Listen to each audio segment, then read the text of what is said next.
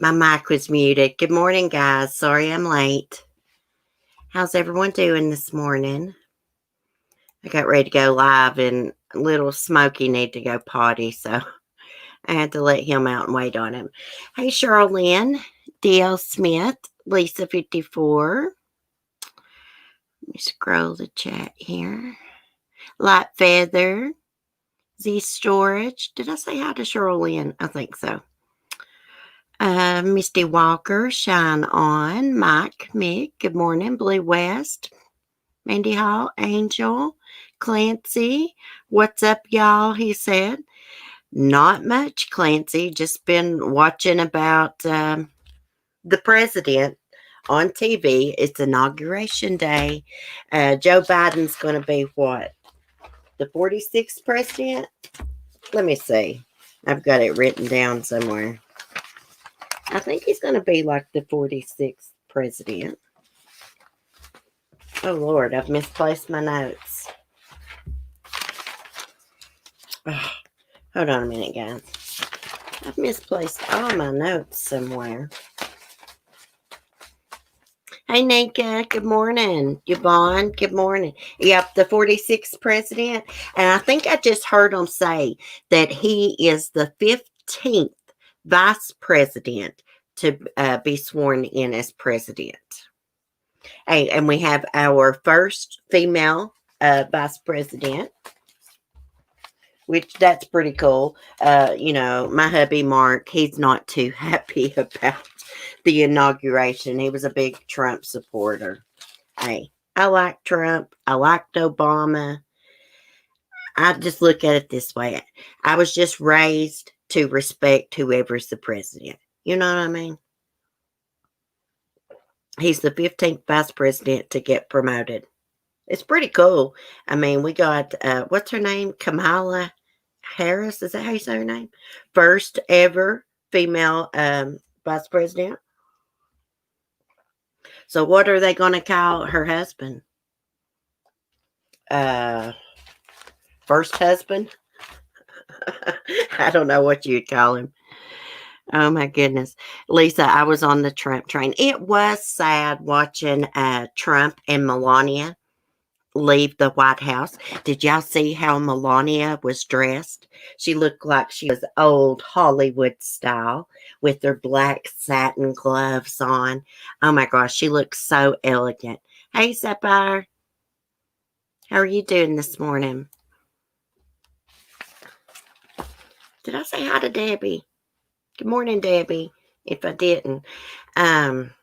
Anyways, y'all, I don't get into, like, politics and stuff. I did like Trump, and it's sad when any president leaves office. It was sad when Obama left. And speaking of politics and pardons, Trump gave a bunch of pardons. Joe Exotic did not get a pardon. Now, I knew Trump wasn't going to give him a pardon.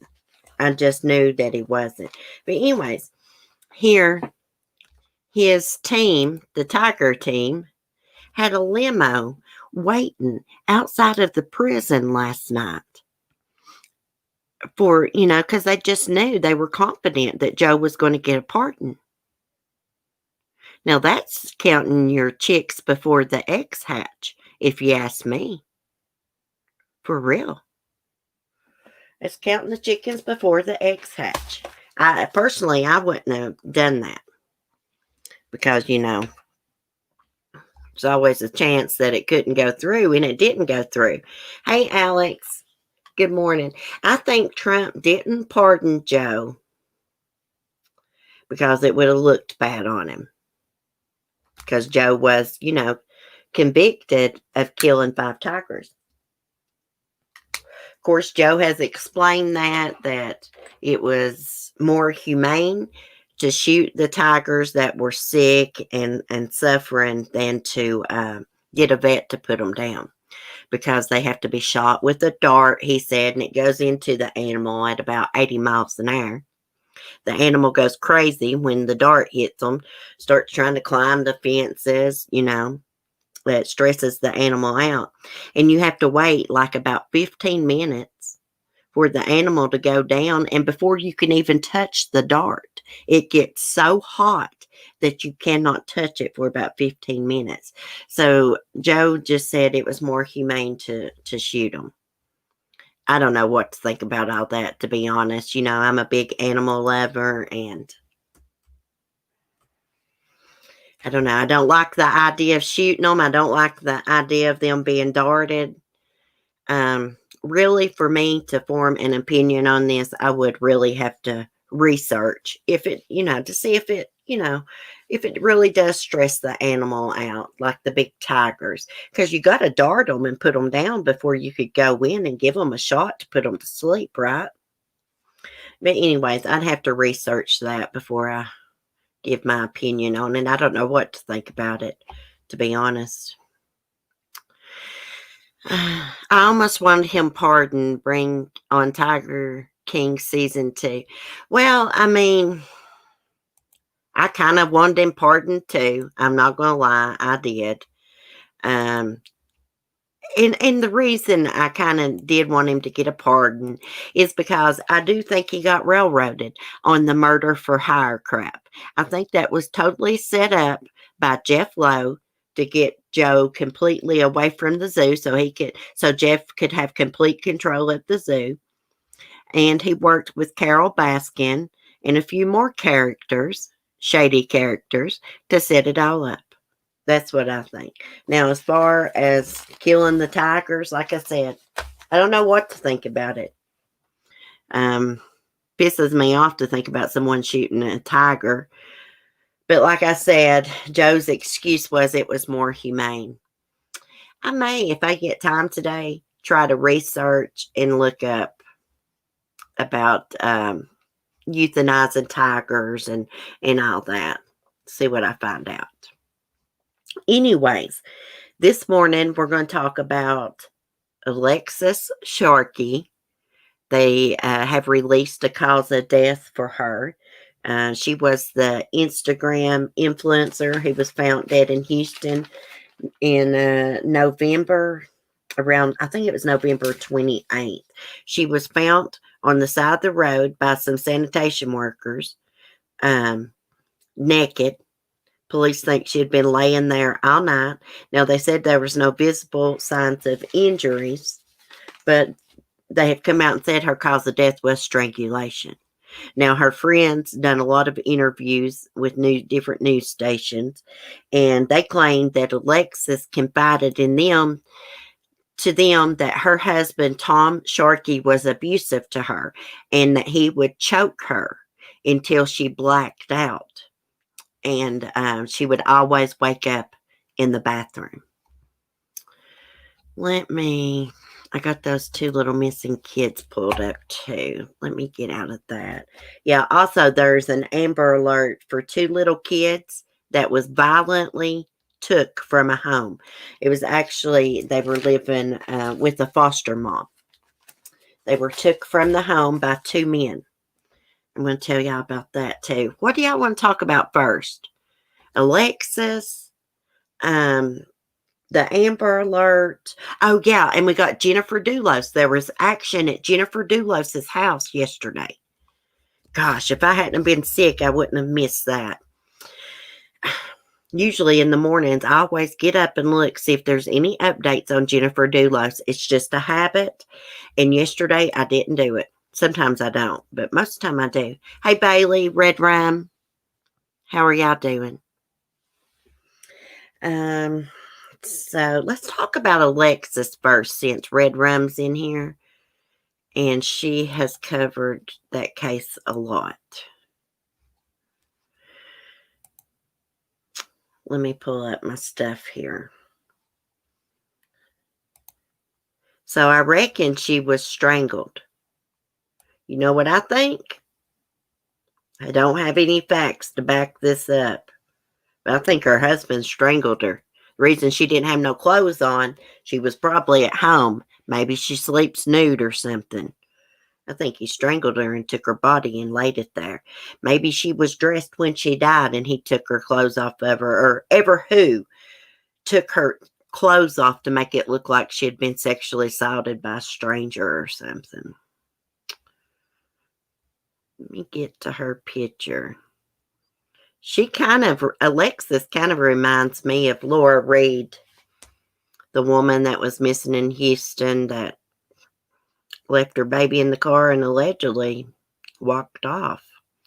She reminds me of her. Gosh, I got so many articles saved here. Here we go.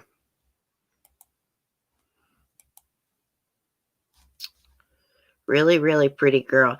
Now, her husband, Tom, he's like 49 years old. And I'm not age shaming her or nothing, but I mean, she's a lot younger than him. She's only, 26 years old? He's 49 years old. It's quite an age gap there. Guess I'm being too judgmental. They say age is just a number, but I'm just pointing out the obvious here. Okay. Break-in. Slain Instagram influencer Alexis Sharkey's cause of death revealed. Okay, a woman whose body was found on the side of the road in November was strangled, Texas officials revealed on Tuesday. In a statement issued to KPRC, the Harris County Institute of Forensic Sciences also said they ruled Alexis Sharkey's death a homicide. Officials said Alexis' autopsy report will be released after law enforcement completes their investigation. On November 28th, a garbage collector found Alexis, age 26, dead off of Interstate 10 in Houston, approximately 4 miles from her home. Alexis had last contacted her friends a day earlier, and she reportedly spent Thanksgiving with a friend. Well, that's weird right there. Like, it says she spent Thanksgiving with a friend. Did her husband not spend Thanksgiving with her and this friend? Curious about that. Alexis was reportedly nude and had no visible injuries. Authorities believe her body had been there overnight. Several people close to the couple have since alleged Alexis Sharkey was in an abusive marriage with her husband, Tom Sharkey, age 49. And he is a big old dude, too. I saw a picture of them. I guess they were in costume. It was probably Halloween, I guess. Anyways, they were dressed up as Vikings. Alexis looked beautiful. But gosh, he looked like a Viking, a barbarian. He's like a big old dude. Alexis reportedly told friends during a trip in October that her husband was abusing her and she feared for her safety. She also said she was divorcing him. Throughout the trip, he was sending really awful, nasty messages to her, a friend told the Daily Beast. But one night, when she and I were talking alone, she said, "He strangles me, chokes me out. I black out, wake up on the bathroom floor every single time." Two friends also claimed Tom Sharkey told them that the day his wife disappeared, that he had gotten into an argument with her before she hopped over the patio fence and into a car. Local reports indicated that Alexis Sharkey did not leave in her car. And I just want to say, I saw a picture of that fence, and I seriously doubt she could have hopped that fence. It's kind of like one of those iron fences, you know what I mean? One of the metal fences. There's no way she could have hopped it. Okay, it says, despite Tuesday's announcements, no arrests have been made in connection with Alexis Sharkey's death. Authorities also have not named any persons of interest in the case. Now, I think it rained that night. I need to get back over to my chat. She was such a pretty young lady. Had her whole life ahead of her. Seemed like she was doing good for herself. She had a lot of followers on Instagram. She probably made a lot of money from having those followers. They probably used to get her to promote different types of products and things like that. Hate men who try to overpower a woman. Yeah, let me see if I can find that picture of Alexis and Tom. Oh, what I was going to say about it raining, I lost my train of thought, got off topic, is if it hadn't have rained, it's a possibility they could have got some touch DNA off of her body. With it raining and all, probably washed the body clean. That's what I was thinking about the rain. I learned about DNA watching Forensic Files. I've probably watched every episode of Forensic Files. Let me see if I can find a picture of her. They were dressed like Vikings. Well, I may not be able to find that picture, but here, let me screen share this picture. Because it shows what a big dude he is. Imagine him having his hands around your throat, around her throat. Look how much bigger he is than her. I guarantee he's over 6 foot tall. She looks like she's pretty tall herself. I mean, to me, which I'm short, he looks like a freaking giant. Look how big his hands are.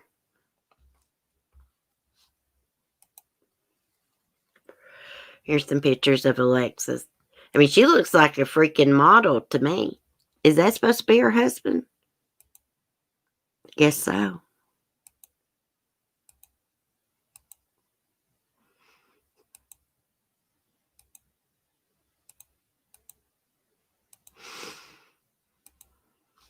Here is a post from Tom Sharkey, September 25th.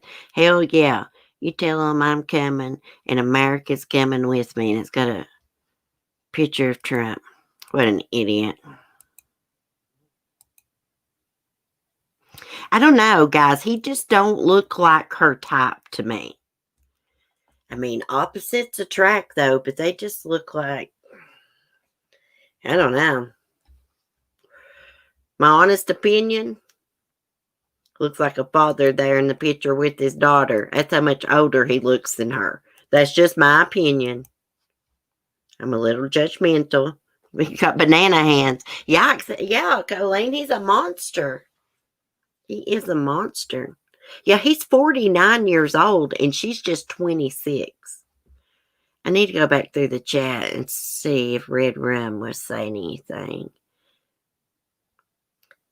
I was listening to your live stream yesterday, Red Rum, when you first broke the news. I think you were the first person that broke the news that, that she was strangled. I lost my train of thought. I'm trying to do two things at once. I can't do it. It's like I can't walk and chew gum at the same time. Hey, Natalie. Good morning. How are you doing? Oh, let me get you a late slip. Let me get some late slips here. If my emojis will load.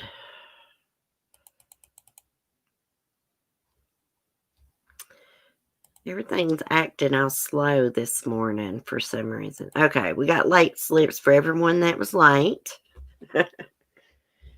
Okay, hold on, guys. Let me mute and cough, and then we'll move on.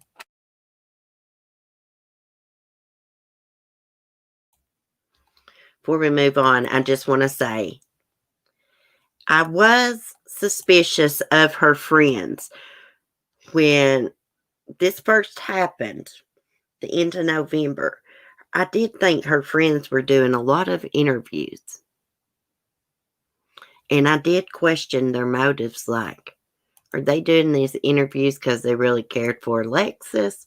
Or is it so they can gain some followers on their Instagram? I did question their motives. Her friends, not my cup of tea. They wouldn't be my friends, no. I mean, they seem all nice and they're all cute and all that, but no. They're not my cup of tea. Not people I would choose to hang out with. Seems like they're all into their looks and things like that. I hate to say this, but it's truth. Alexis was the prettiest one out of the bunch. It's a possibility Maybe Tom didn't do anything to her. Maybe someone else did. But I'm thinking, of course, I don't have no facts to back this up, but in my opinion, I'm thinking that maybe they got into an argument and he snapped on her, then took her and laid her out beside of the road without any clothes to make it look like, someone a stranger had sexually assaulted her or something. Just a theory. Anyways, prayers for her mom and dad. Her mom is a really pretty lady too. She knew from the get-go that foul play was involved in Alexis' death.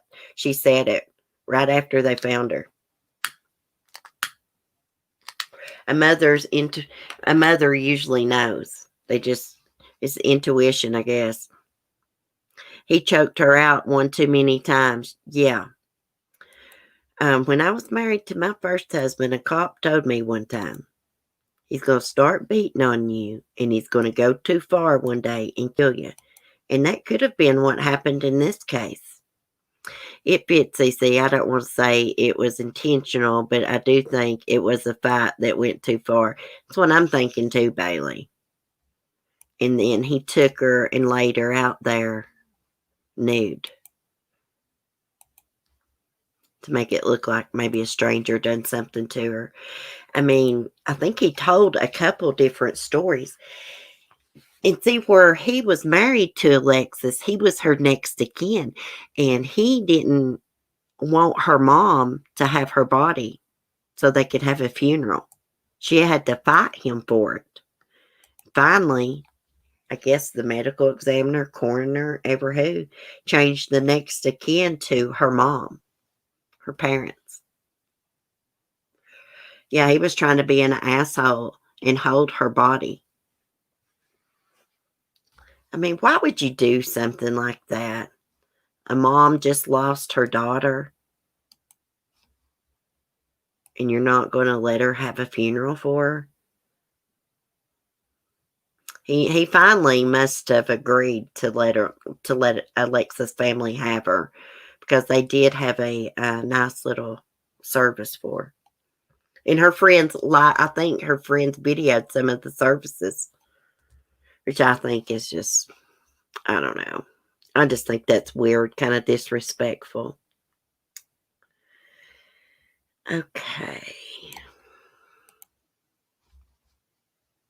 Let me close some of my tabs here. So now, real quick, I want to tell you about these two missing kids from New York. Greece, New York. New York State Police issued an Amber Alert for two kids that were abducted from a home.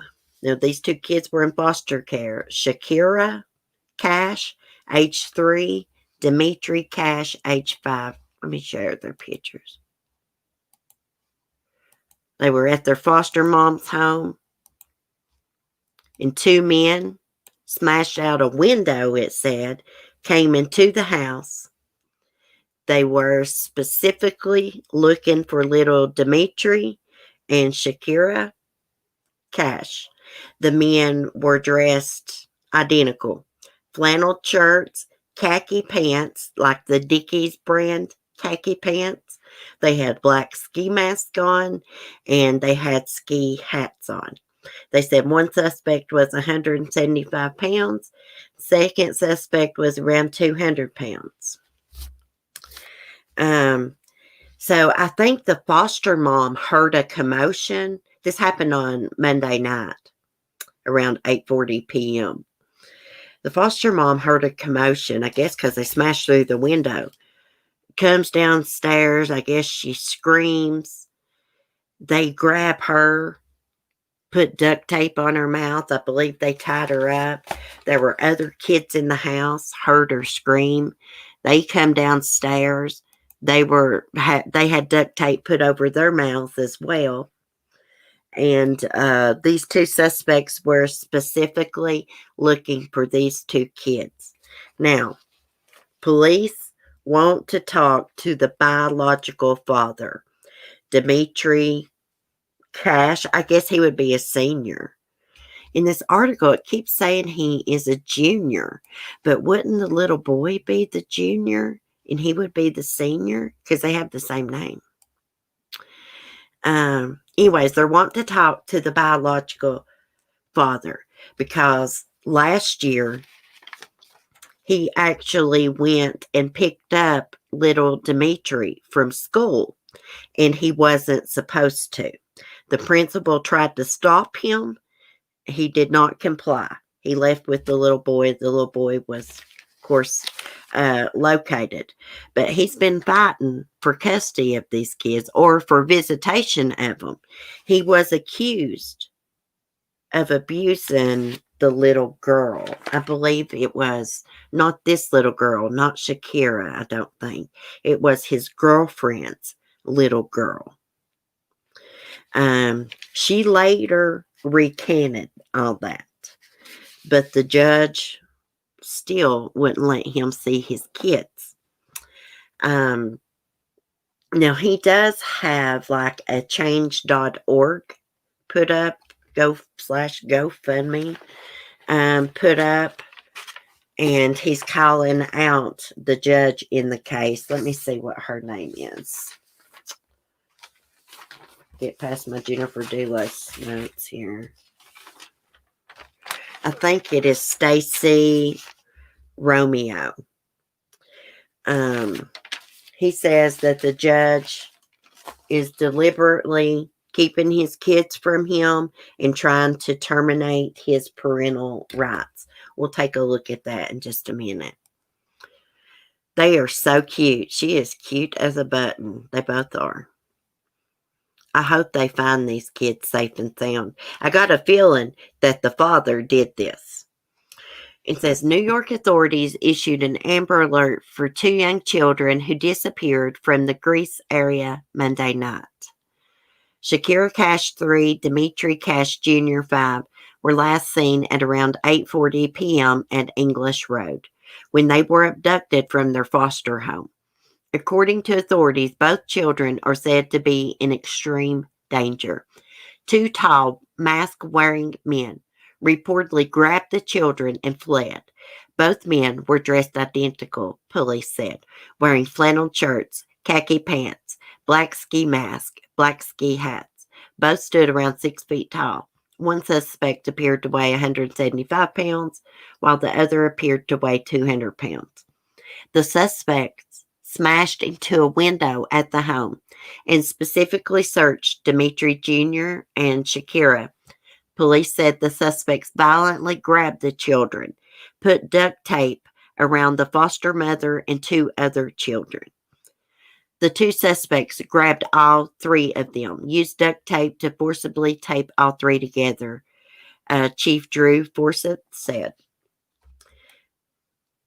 Oh, yeah, he did take the homeowner's keys to her van and took the van and fled the scene with the 2 kids. They found the van abandoned nearby, not too far away. Authorities stated they are looking for the children's father, Dimitri Cash Jr. See, they're calling him Junior too, who they need to speak to. Cash Jr. was charged last year after he tried to take one of his children from Autumn Lane Elementary, and he tried to take little Dimitri. Anyone with information on the case should contact the Greece Police Department. It's missing a number. It just has 58428-6666. I may have the number written down. Yeah, 558-428-6666. Oh, 666. Okay, now, let's look at his change.org. I think he orchestrated this. He says that he is a good dad, just trying to see his kids, and CPS and the judge are basically against him, not allowing it, even though the abuse allegations were recanted. Okay, let me see. Give me just a second to find where I put the go change.org stuff. I think I need new batteries for, here it is, for my mouse.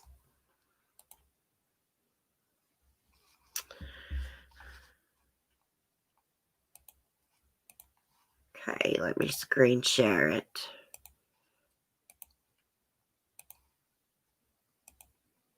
I guarantee he done this, guys. Now, he was charged when he took little Dimitri from school. Let's see, he got 2 counts endangering. He got 2 counts. One was endangering the welfare of a child and criminal contempt. That is still playing out in court.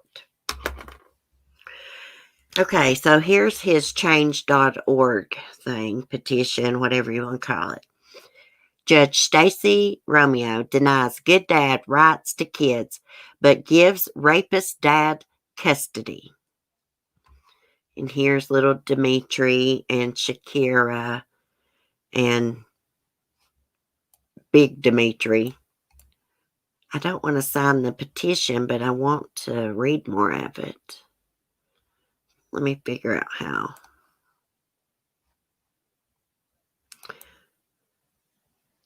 Petition details, maybe. 2,423 people have signed it. 424. Okay, so people are going over signing this petition. And this dad could have been the one that came in there and abducted those kids.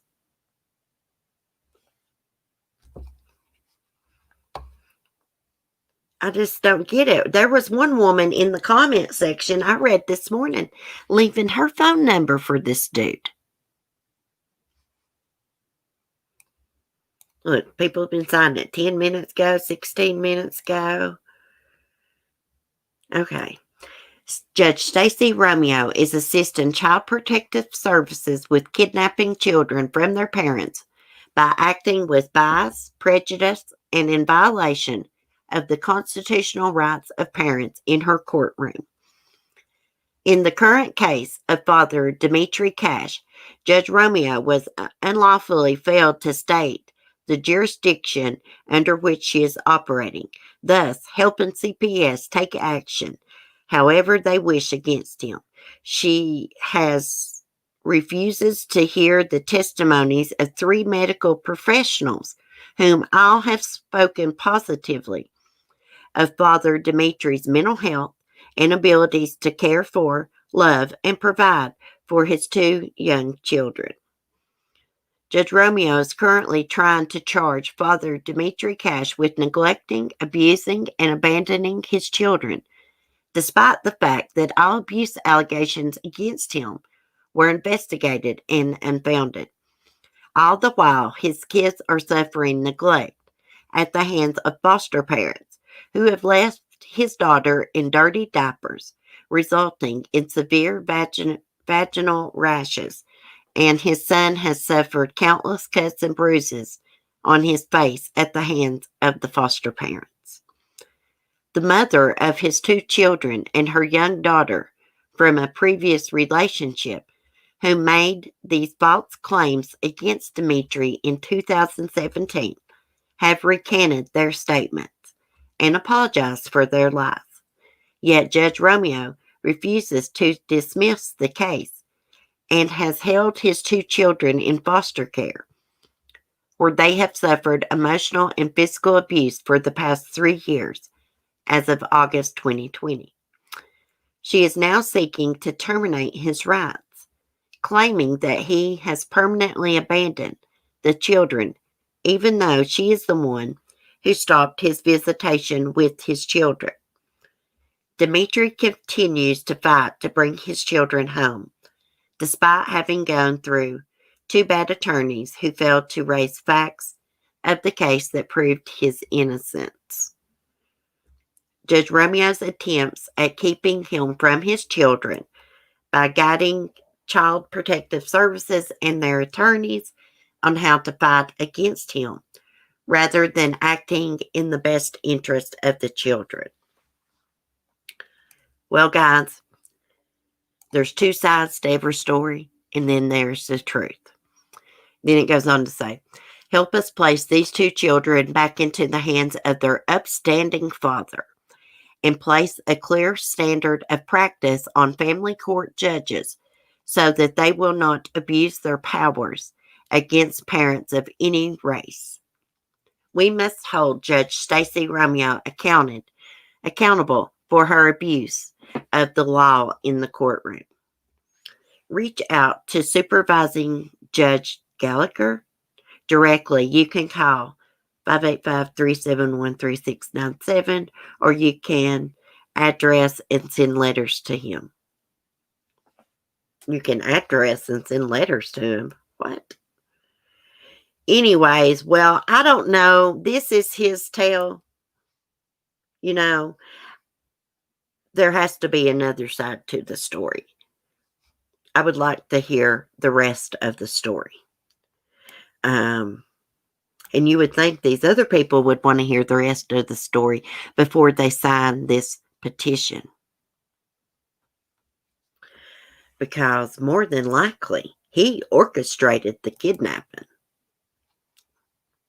More than likely. Who else would do that and go into that house specifically looking for those two kids? Who else? It has to be him. Like, I'm just wondering if CPS has investigated his claims that the kids were being abused and neglected in the foster home. I'm wondering if they really investigated that. I'm trying to get their pictures pulled back up here.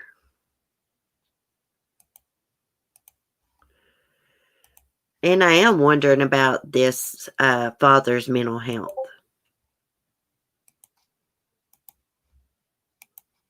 Evidently, that has been an issue before because they mentioned that. He mentioned that in his change.org bio, whatever you want to call it.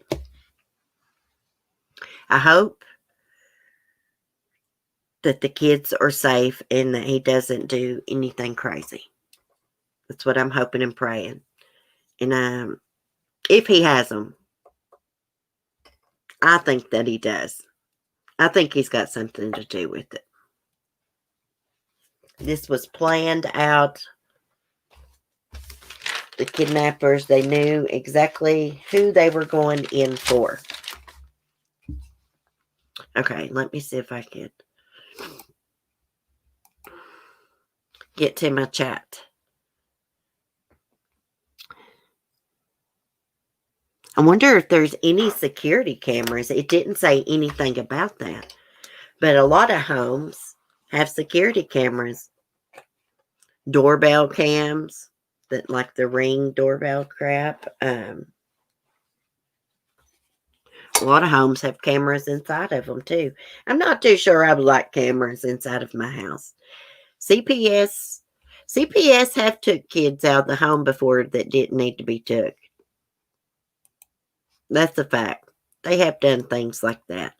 But most of the time, when they take kids, they take them for a reason. Most of the time. But like I said, there have been dirty caseworkers before. Look at the caseworkers in the AJ Friend case. They didn't do crap. They had numerous reports on Joanne Cunningham. And they would say the reports were unfounded. And it was bullcrap. If they had done their job the first time they went to that woman's house and saw the inside of her house, they would have yanked those kids out. Because it wasn't fit for hogs to live in. It wasn't fit for rats to live in. For real. This is what I enjoy about Cece. She always says what I'm thinking. Well, I'm not educated, so I just have to use common sense. That's what I try to do with this these true crime cases. I can't talk about to joke to death. Okay. We're getting ready to talk about one of my least favorite people, Fotis Dulos. By the way, anniversary of his death's coming up on the 30th. I cannot believe, like, this time last year, usually, like, on my live streams, I was talking about this case in Fotis because he had just got charged with murder and all that. And I just cannot believe it's been like a year ago. It seems like it's been like forever ago, like 2 or 3 years. But it's not. It was just last year, this time last year. My family calls my house Fort Knox. You got a lot of cameras, Mike? I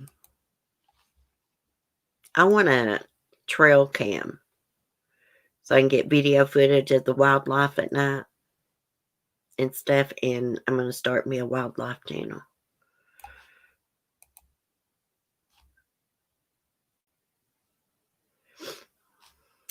Hold on a minute, guys. I'm trying to... Oh, gosh. I hope it don't play this video.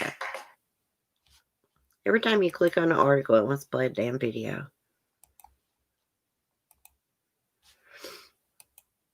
I didn't want to play the video. So, yeah, the police were at Jennifer Dulos' house. Or not her house, but the property that Fotis once owned. Property, I guess the house he was trying to flip and resell. It was the property on Mountain Spring Road. Hey, they brought the bone collector with them yesterday. Let me get my notes so I can explain to you guys what this guy does. This guy has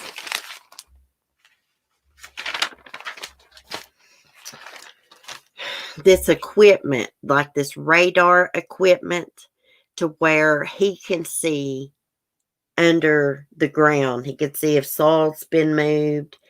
And anomaly, I heard him say this 100 times, now I can't say it. Anomalies or something. He can see anomalies under the ground. He can find like old graves and bones and stuff like that under the earth. That's why they call him the bone collector.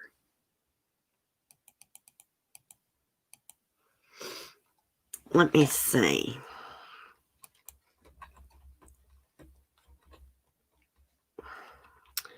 Let me just play the video.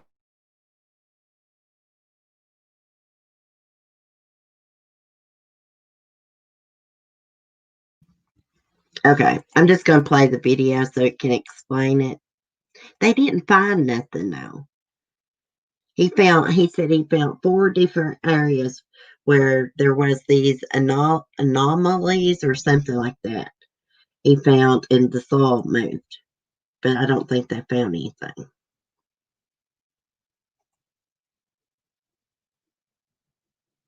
With his work, reached out to state police. State police then contacted him to assist with the investigation. Let me go back. A relative of Jennifer Dulos, familiar with his work, reached out to state police. State police then contacted him to assist with the investigation, searching the property along Mountain Spring Road for any human remains. Tuesday morning, investigators swarming 80 Mountain Spring Road in Farmington, bringing renewed attention to the disappearance of Jennifer Dulos. I was curious to see the attention to this particular dwelling. Among state police, Robert Perry, known nationally as the Bone Finder. Perry uses a ground-penetrating radar to search for disturbed soil and anomalies beneath the ground. Perry says he was searching the property previously owned by Fotis Dulos' Ford Group company outside and inside for possible remains of Jennifer Dulos. Perry says he located 4 areas outside of the home for possible disturbance. I check for anomalies that are in the ground or ground disturbance. And so there's 4 areas that I checked that had ground disturbance in it. I was looking for some sort of indication like a skull or something like some bones or something like that. And that would give off a a little hyperbolus on the scan, and I saw nothing there at all. Unsuccessful outside the house, Perry, along with state police, made their way to the basement. We then went into the house. There was an anomaly in the ground about 18 inches down, and the anomaly was elongated, and it looked like it could have been a grave, or it could have been a burial site or something along that line. But I think pretty much it was a pipe that was in the ground. State police say they were at the home following old leads nearly a year and a half after Jennifer's disappearance. Police dogs circled the property, Sky 61 capturing the massive scene from above. Investigators at one point seen digging around the home. They did dig the sites, each one of them, and they went down about three feet.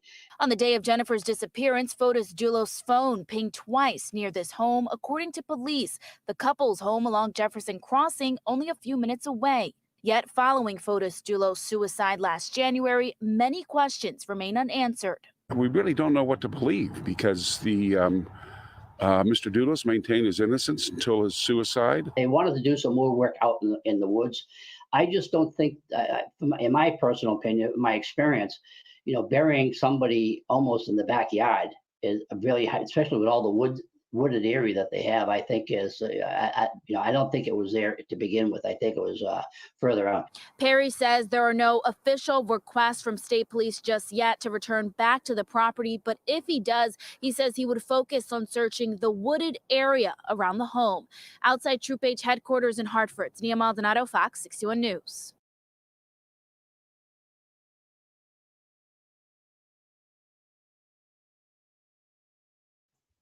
Okay, could you guys hear that? So they're called anomalies. I could not pronounce that. Hey, look, people bury people in the backyard all the time. Look at Fotis or Chad Daybell. He had 2 kids buried in his backyard. Freaking weirdo monster. Look, I think Fotis, he called Michelle Turconis to come and meet him at that house on Mountain Spring Road that day.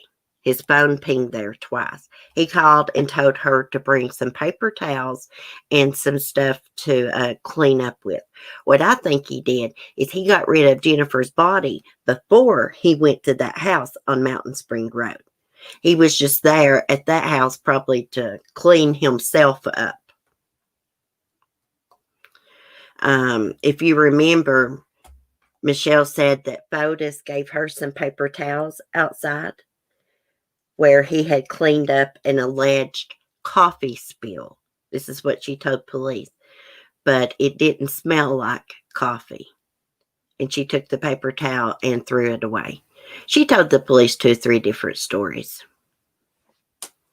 Dulos would have never have killed himself if he didn't know she was already dead. I know. He left a suicide note saying Michelle Turconis and Kent Mount Winnie was not involved. Like we're really going to believe that. They were involved. They knew that he was going to kill Jennifer. They knew it. Kent mysteriously fell down the stairs and broke his phone when investigators was wanting his phone. Because I think he was caught in a lie. He said he never talked to Fotis on the phone that day, but I think he actually did. Now remember, Kent has an ex-wife who he got in trouble for sexually assaulting after they were split up. And she came forward. I don't know her name. She came forward and said that Fotis tried to arrange a meeting with her to try to help repair her and Kent's relationship. This lady had never met Fotis. She agreed to meet him out in public. But I think she took a friend along with her. Fotis came, sat down, and she told him, she's like, look, I'm not going to meet with Kent without my attorney present. Fotis got mad, got up from the table, and left. He later phoned her and was like, hey, you can use a room in my house so that you and Kent can make up.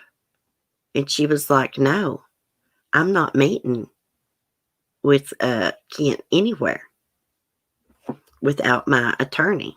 And I'm not making up with him. He was offering up a room in his house as a sex pad, I guess, so that they could make up. And she was like, hell no, I'm divorcing this weirdo. And I don't even know you, dude. What I think they were doing is they had a kill your wife's club. That's what I think. They had planned on getting rid of Kent's wife too, but she knew they were up to something.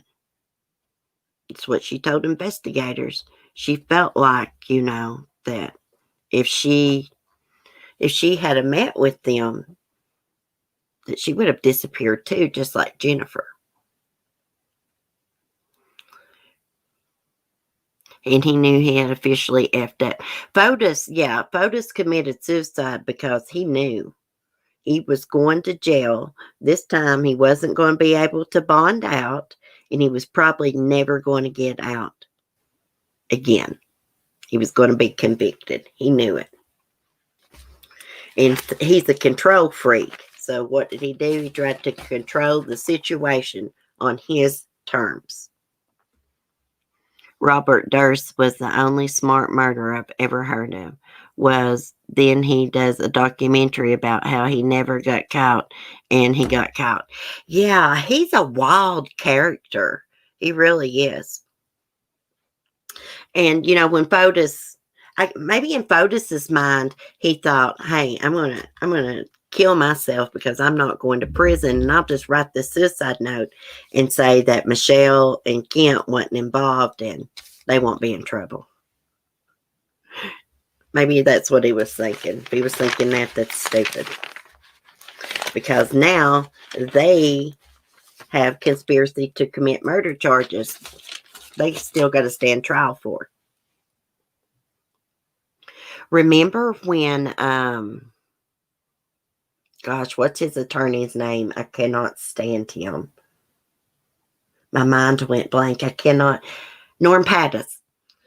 Remember when Norm Pattis wanted Fotis's estate to replace him at trial and let them proceed with the murder trial so that he could clear Fotis's name? Remember all that hogwash? I kind of wish they would have done that in a way. I'd like to have heard everything they've got. I know a lot of the evidence they had against him.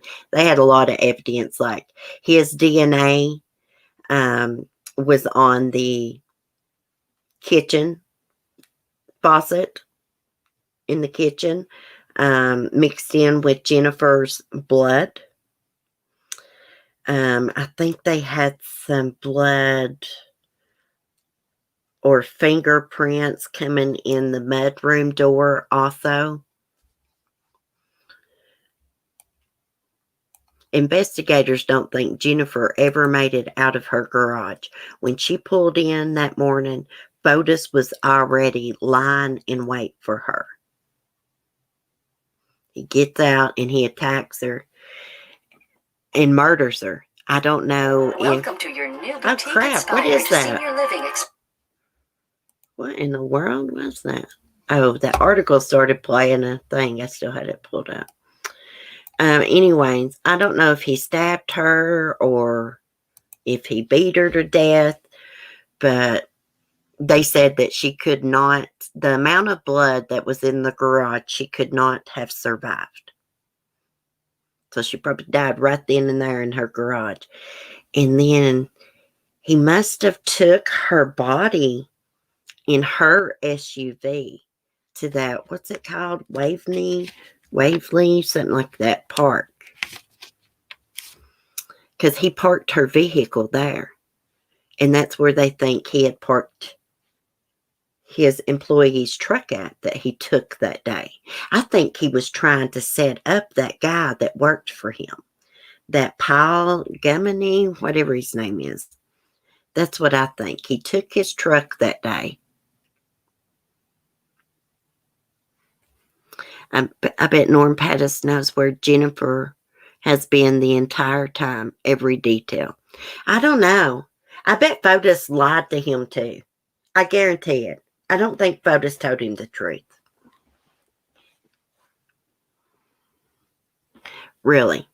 I think Fotis probably lied to him and proclaimed his innocence. I know it looks bad, but I really had nothing to do with it. I really do think he took his employee's truck, that Paul guy's truck that day, to set him up. I mean, he gave himself away to that guy, Paul, anyways, because he ordered him to change out his truck seats. Fotis didn't own that truck. It wasn't a company truck. That was Paul's truck. And Paul knew something was up because at this point he knew Jennifer was missing. It was on the news. He was smart enough to keep those seats to the truck. He did what Fotis asked because Fotis, told him to change them. He didn't change them out. Fotis said he had a set of seats that could replace it, right? Well, when Fotis seen he didn't change it out, that Paul guy said Fotis got like angry about it. And he's like, change out the truck seats. So that guy did. But he kept the truck seats and that had Jennifer's blood on the seats. Thank God he was smart enough to save them. He knew something was up because Fotis got all mad about it. Norm Pattis is a complete idiot. I would not want him representing me. Fotis already looked bad because, the police had released all this evidence against him. The surveillance video of him on Albany Avenue in Hartford, disposing of evidence. Police retrieved a lot of that evidence from the trash. Some of it had Jennifer's shirt in it, bloody, a bra, bloody, had sponges, just different stuff where they had cleaned up and stuff. And on the bags was Fotis's fingerprints. Michelle Troconis's fingerprints was on the inside of one of those trash bags.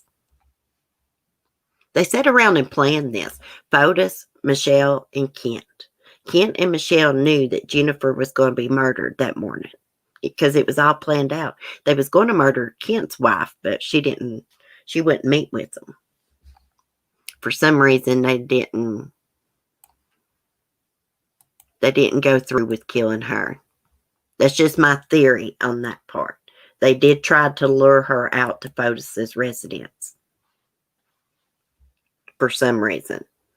And Fotis didn't even know Kent's estranged wife. She had never even met him. So I think they were planning to do something to her.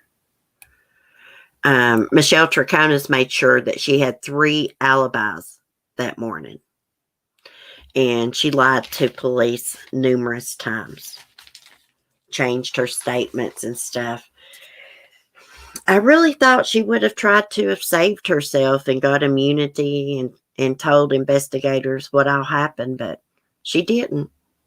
I think Kent, the attorney / friend, co-conspirator, is the one that's cooperating.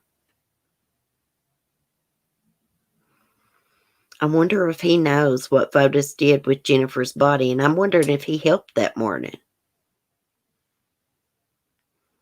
And I'm wondering what happened to Fotis's antique bicycle he had since childhood. Remember, one of Jennifer's neighbors reported seeing a man riding an antique bicycle through the neighborhood. I think it was like that day. Hey, Tracy. Good morning. Recapped what I missed. There was only a 23-year age difference. Oh, with the Alexis Sharkey? Yeah, he's like 49. She was like, what, 26? I don't know. He just don't look like her type to me. She was murdered, and her cause of death was strangulation, Tracy. Z-Storage. Michelle Turconis believes she has a chance to get out of all this. Sorry, enjoyed the minutes of freedom left. Hey, she is going down. Her fingerprints are on the inside of one of those trash bags that contained bloody items belonging to Jennifer Dulos. If she wasn't involved, how did that happen? Like the new trash bags in my kitchen, the ones I've not touched, shouldn't have my fingerprints on them, should they? She must have opened up the bag and helped Fotis put the items in there or something. She did something. It's common sense. I'm 52. My husband is 28. Oh, sorry, Tracy. Well, I'm just saying, he just don't look like her type. Tom, no, he don't look like her type. Sorry if I offend you. I just don't like that guy. There's something weird about him. Yeah, there's nothing wrong with being a cougar. Hell, I'll probably end up one day. Who knows? Sorry, Tracy. See, I knew I was going to get in trouble talking about the difference in their age, but I don't know. There's just something about that Tom Sharkey I don't like. So, my apologies, Tracy. But really, he, in that picture, I'm not going to lie, he did look like he could be her dad. I'm not going to lie. He don't look like her type.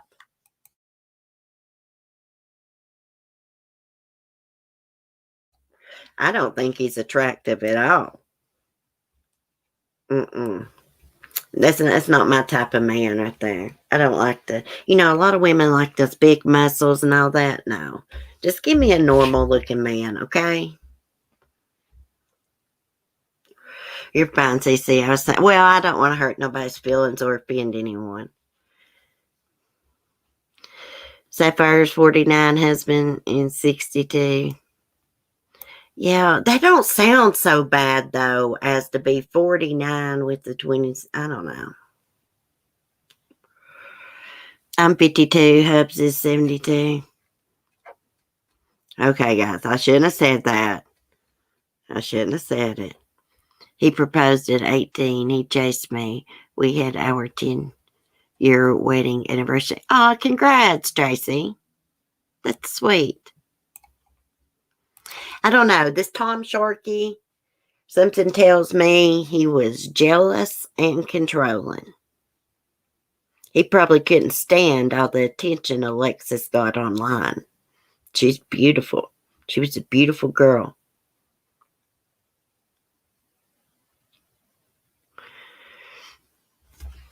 Anyways, I look for someone to be charged in that case soon. I hope it don't turn into a cold case. Because, I think it rained that night. And they think her body was there overnight. And if it rained, it probably washed some evidence away. I'm just wondering if there's any cameras in that area or what.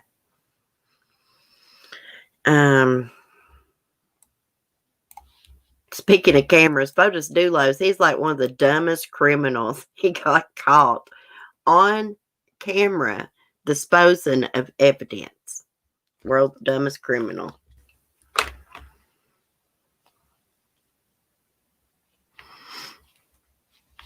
Okay, what else was I going to tell you about? That's it. They still didn't find anything at that house. I don't think they're going to find anything at that house on Mountain Springs Road. I think Fotis got rid of Jennifer's body before he got back to his houses. Way before that. But where? It's untelling where she's at. I mean, he could have took her and put her in a cave. Who knows? And where in the hell is that antique bicycle? It just mysteriously disappeared. It was like this French bicycle, if I'm not mistaken. He had had since he was a kid. Expensive bicycle. That one was a good one. Normal looking guy. Yeah, it's East Taurus. Just give me a normal looking guy. Crap. Don't give me one that looks like they've been eating bottles of steroids. I shouldn't say that. No offense to anyone that works out. That's just not my type. A little bit of muscles is all right. Like, when their stomach's looking all ripped, 6-pack as they call it. That's all right. I got to mute a second, guys. I got a cough.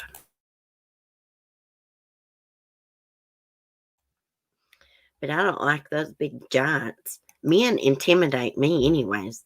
Bigger they are, more intimidated I feel for some reason.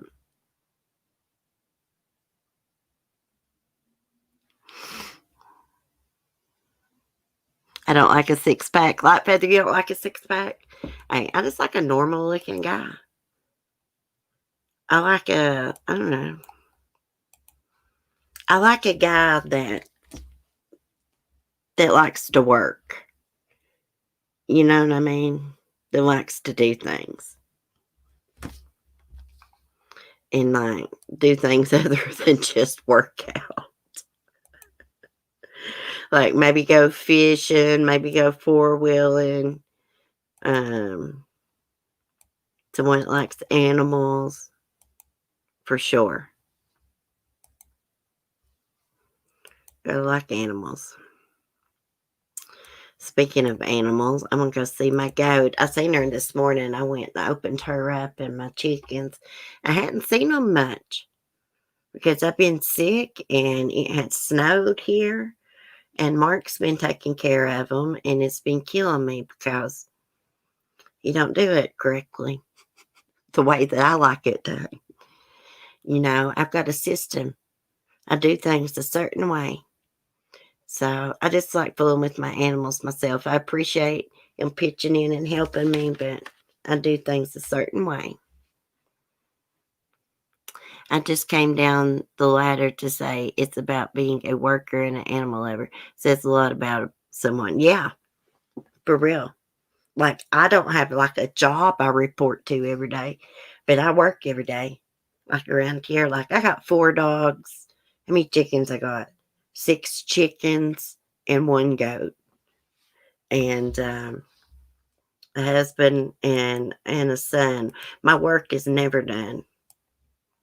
Timothy's at my mom's right now, but my son is. But still, my work is never done. There's always something to do, like with dogs. Like, I like a clean house and stuff, And my dog sheds, I'm always sweeping and mopping and going on or doing something at the funny farm. He's an abnormal looking loser. Who is? I like a drinkable 6-pack. See what she says. Hey, Cement Shoes, did you see my 6-pack of beer Christmas ornament? It was Budweiser. The bottle 6-pack. I'm going to try to find Will one of those ornaments and send him. 411 now. He liked that. So I'm going to try to find him one. Anyways, guys, I guess I'm going to get off here. What is today? Wednesday? Let me see. Let me look at my calendar because I got something to tell y'all. Oh, Megan Boswell. The Evelyn Boswell case. The monster, Megan Boswell, will have a hearing Friday, the 22nd, 9 a.m. I'm going to try to get up and record that and put it up for y'all. I'll still do my live, of course. Yeah.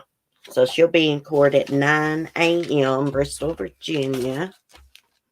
And they're going to announce, what punishment they're going to be seeking. Like, are they going to be going for the death penalty, life in prison? I hope they fry that bitch, is what I hope. Excuse me, I should say that, but I do, for what she did to little Evelyn. That case really got to me. There's not hardly a day that goes by I don't think about little Evelyn Boswell. Probably because it was so close to me, like about an hour away from me. And I don't know. I got really emotionally involved, I guess. I cried and cried when they found her, and I knew that that little girl was probably deceased before they found her. I knew it. I just knew she was. And I was right. But I cried and cried. Still, sometimes when I talk about Evelyn Boswell, I will cry.